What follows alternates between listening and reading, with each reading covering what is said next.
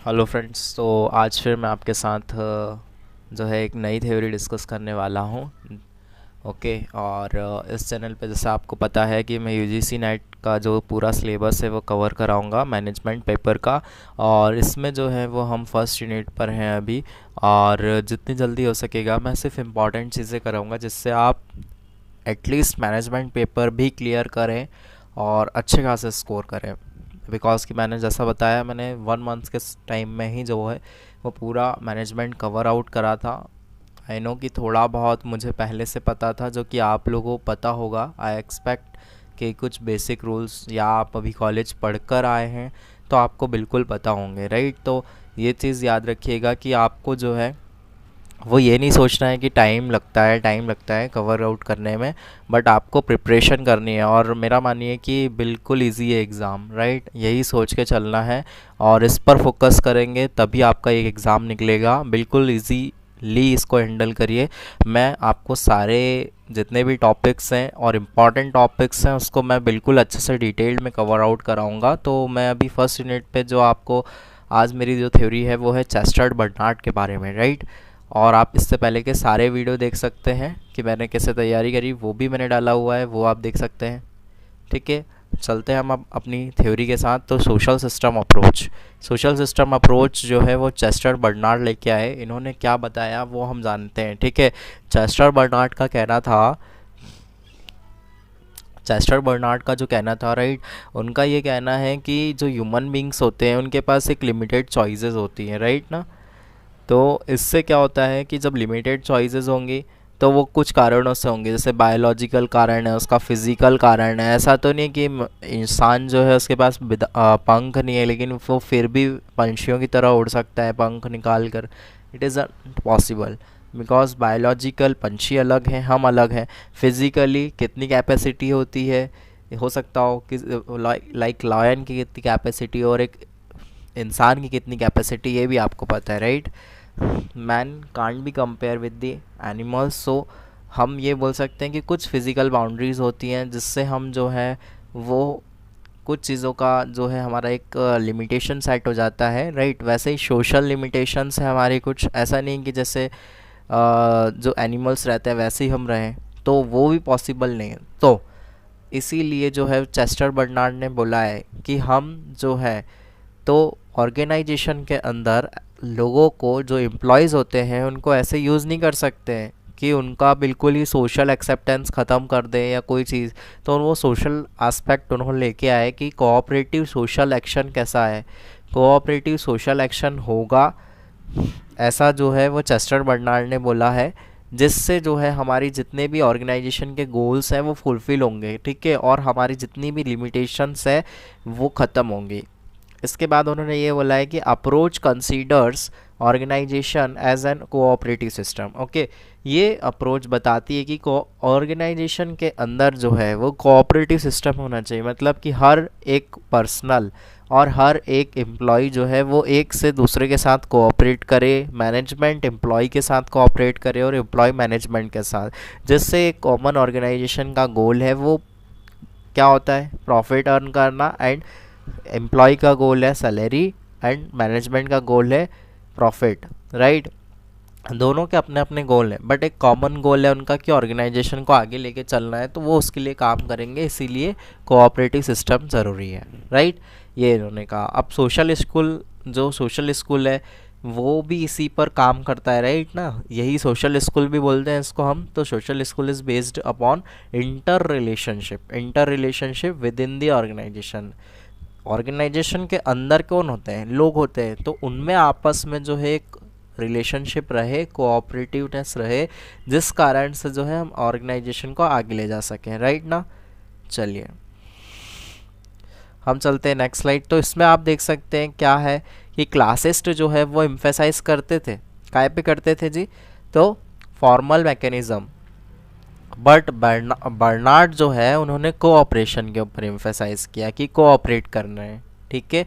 उन्होंने एफिशिएंसी पे, जैसा मैंने पहले वाले वीडियोस में बताया आपको कि उन्होंने एफिशिएंसीज के ऊपर जो है कि एफिशिएंसी कैसे बढ़ेगी, प्रोडक्टिविटी कैसे बढ़ेगी, इसके ऊपर काफ़ी ज़्यादा उन्होंने वर्कआउट करा। और हम ये भी जो है आज मैं आपको पढ़ा रहा हूँ, ये नियो क्लासिकल का ही पार्ट है और ये एक सप्लीमेंट है क्लासिकल का, ना कि रिप्लेसमेंट है, ठीक है।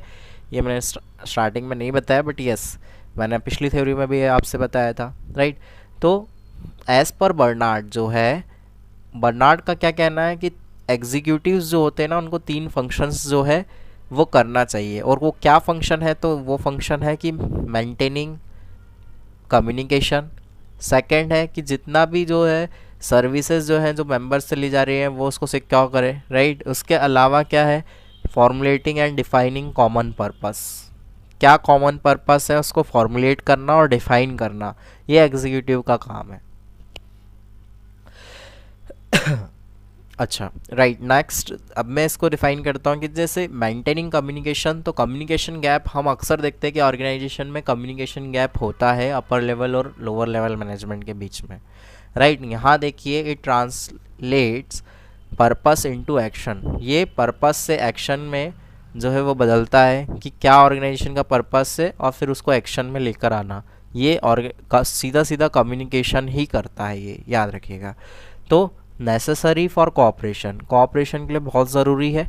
और बर्नार्ड का कहना है कि organisation is a system of consciously coordinated efforts, जितने भी एफर्ट्स जो कि ध्यान में रख के और सही तरीके से किए गए हैं, दिमाग में रख के, एनर्जी के साथ, एक्टिविटी ऑफ 2 और मोर पीपल, ठीक है, वही जो है वो हमारा एक ऑर्गेनाइजेशन को उसके गोल को अचीव करने में हेल्प करता है, राइट। सेकंड जो है वो है securing essential services from members, members से सिक्योर करने के लिए एसेंशियल सर्विसेज इन्होंने बोला है कि हर एक पार्ट इन द सेंस कि whole greater than sum of its parts, ठीक है। उनका कहना है कि हर एक पार्ट ज़रूरी है। हम बोलते हैं ना कई बार कि कुछ पार्ट या कुछ चीज़ होना ज़रूरी है अगर पूरा ना हुआ तो भी, लेकिन इनका कहना है हर एक पार्ट ज़रूरी है, ऑर्गेनाइजेशन के अंदर भी हर एक एम्प्लॉय ज़रूरी है।